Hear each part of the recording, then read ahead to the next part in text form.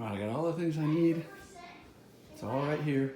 Here's my chicken that I'm gonna use. If it doesn't turn out good, then I'm gonna get some chicken like this and pretend to be taking it off the grill and say that it was Aunt Dawn's teriyaki chicken.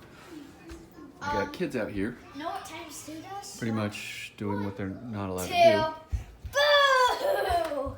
No, Hey, what's the rule of feet on the couch? Nolan?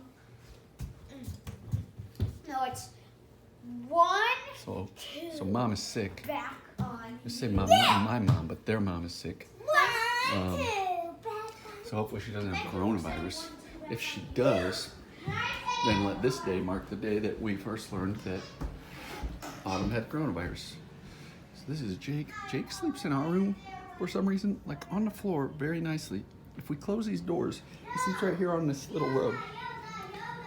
You know, pretty quirky little guy.